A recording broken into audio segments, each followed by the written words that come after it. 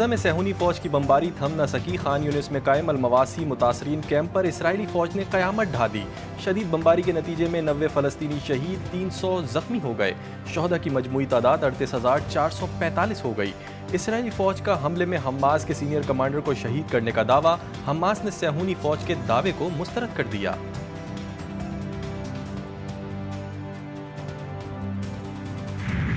इद्दत में निकाह केस सजा के खिलाफ अपीलें मंजूर। बानी पीटीआई और बुशरा बीबी को बरी करने का हुक्म। इस्लामाबाद की डिस्ट्रिक्ट एंड सेशन कोर्ट ने महफूज फैसला सुना दिया। मेडिकल बोर्ड और उलमा की राय से मुतालिक दोनों दरख्वास्तें मुस्तरद।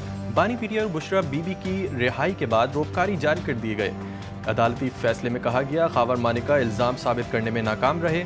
दूसरे मुकदमे में मतलूब नहीं तो बानी पीटीआई और बुशरा बीबी को फौरी रिहा किया जाए। अदालती रोबकार अडियाला जेल पहुंचा दिए गए। इस फैसले पे हम अदलिया को सलाम पेश करते हैं। ये अदलिया की आज़ादी के लिए है, अदलिया की मजबूती होगी। इससे बेसलेस केस था जो हमारे होते हुए सिर्फ और सिर्फ पाकिस्तान की तारीख में 2 दिन के अंदर अंदर ये कंप्लीट हो गया था। इद्दत में निकाह केस बेबुनियाद था, 2 दिन के अंदर सजा सुनाई गई। चेयरमैन पीटीआई बैरिस्टर गौहर की मीडिया से गुफ्तगू बोले, आज साबित हो गया कि बानी पीटीआई पर दबाव डालने के लिए केस बनाया गया। बानी पीटीआई की जीत हुई है, बुशरा बीबी की आज ही रिहाई होनी चाहिए।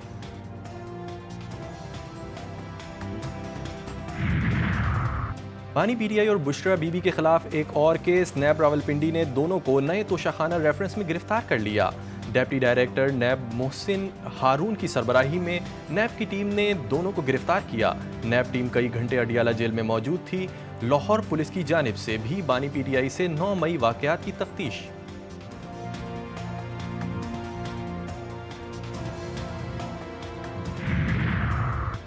बुशरा बीबी को रिहा करने के बजाय नए केस में गिरफ्तार कर लिया गया। अपोजिशन लीडर उमर अयूब की अडियाला जेल के बाहर मीडिया से गुफ्तगू बोले, हम रिहाई की रोपकार लेकर आए हैं, हमें जेल के गेट से अंदर नहीं जाने दिया गया। अफसोस है कि फाशिस्ट हुकूमत की ईमा पर बुशरा बीबी को रिहा नहीं किया गया।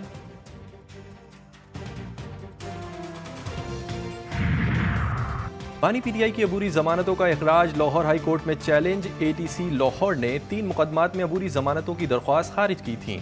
लाहौर हाई कोर्ट से ट्रायल कोर्ट के फैसले को कलअदम करार देने की इस्तदा।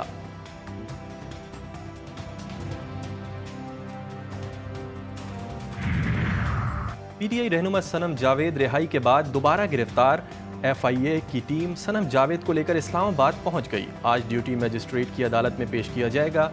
एफआईए की टीम ने सनम जावेद को गुजरांवाला से गिरफ्तार किया।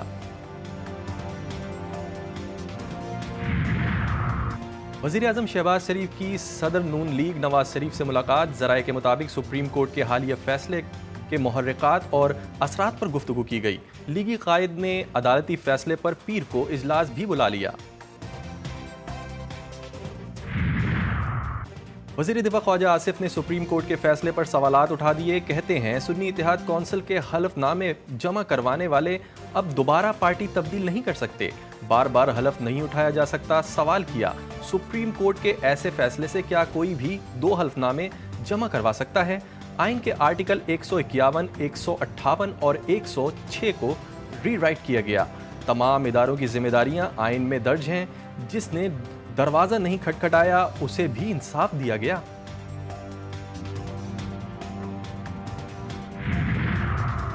सुप्रीम कोर्ट का फैसला ताज़ा हवा का झोंका करार। जमात इस्लामी ने सुप्रीम कोर्ट से इंतखाबात पर जुडिशल कमीशन बनाने की इस्तदा कर दी।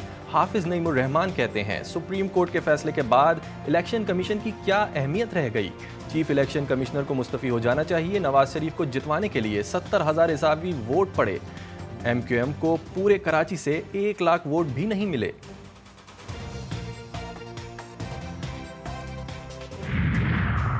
मखसूस नशिस्तों से मुताल्लिक फैसले पर सूबाई वजीर नासिर हुसैन शाह का रद्द अमल। कहते हैं, फैसले में बानी पीटीआई को वजीर आज़म बनाने से मुताल्लिक पैराग्राफ की कमी रह गई।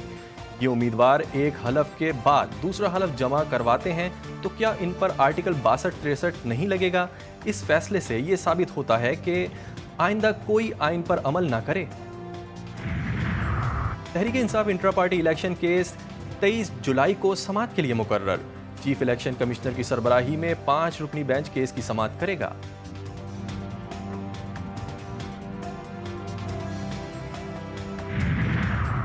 तहरीक इंसाफ का 14 अगस्त को मीनार पाकिस्तान पर जलसा करने का फैसला।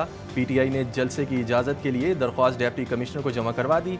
दरख्वास्त में कहा गया है कि मीनार पाकिस्तान जलसे में कवायद व ज़वाबित की मुकम्मल पाबंदी की जाएगी।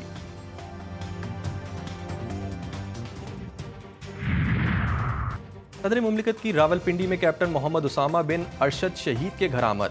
आसिफ जरदारी का शहीद कैप्टन के वालिद से इजहार अफसोस, अहले खाना से इजहार हमदर्दी।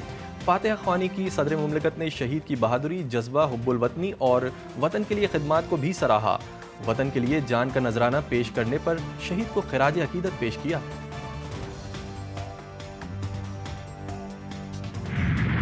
सिफारिश सवाल पैदा नहीं होता। Out of question. I will quit, but I will not come under any pressure. This you must know loud and clear. इस्तीफा दे दूंगा लेकिन दबाव में नहीं आऊंगा। अपने वसाइल के लिए टैक्स इकट्ठा कर लें तो हमें IMF के पास जाने की जरूरत ना पड़े। हमें IMF से जान छुड़ानी है। कोशिश होगी IMF का ये प्रोग्राम आखिरी हो। वज़ीर आज़म शहबाज शरीफ का इजलास से खिताब, बोले हमें मईशत को मुस्तहकम करना है, पाकिस्तान को अजीम और काबिल एहतराम मुल्क बनाएंगे। इनफरादी इज्तिमाई कोशिशों से ही मुल्क तरक्की की तरफ गामजन होगा।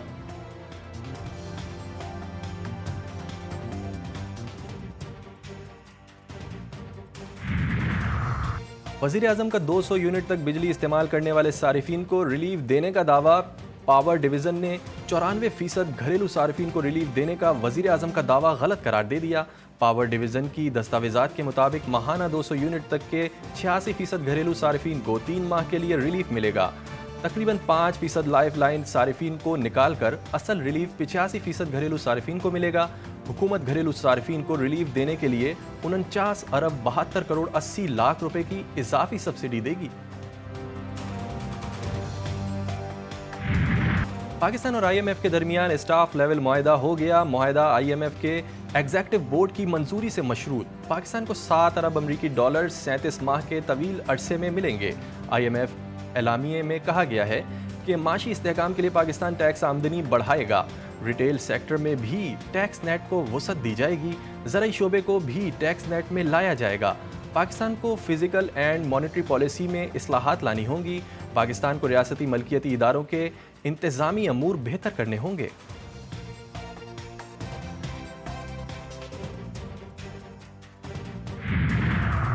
डेडलॉक खत्म। फ्लावर मिल्स एसोसिएशन और हुकूमत के दरमियान मुज़ाकरात कामयाब। विद होल्डिंग टैक्स खत्म करने पर इत्तेफाक। फ्लावर मिल्स एसोसिएशन ने हड़ताल 10 रोज के लिए मौखर कर दी।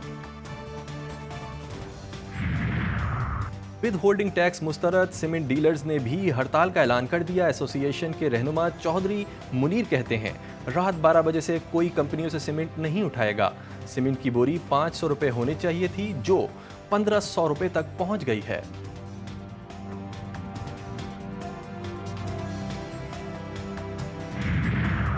डीसी लाहौर ने महंगाई का बम फोड़ दिया। अशियाए खुर्दनोश की कीमतों का नया नोटिफिकेशन आ गया।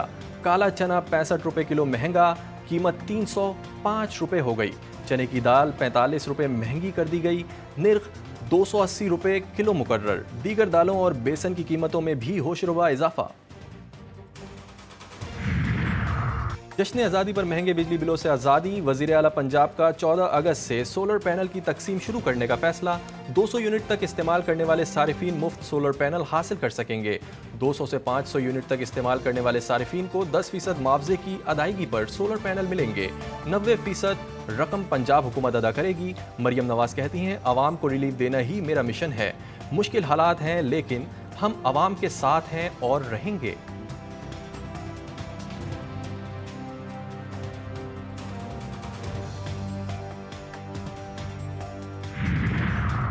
और Bharat champions world championship of legends के चैंपियन बन गए। पाकिस्तान चैंपियंस को दिलचस्प मुकाबले के बाद शिकस्त।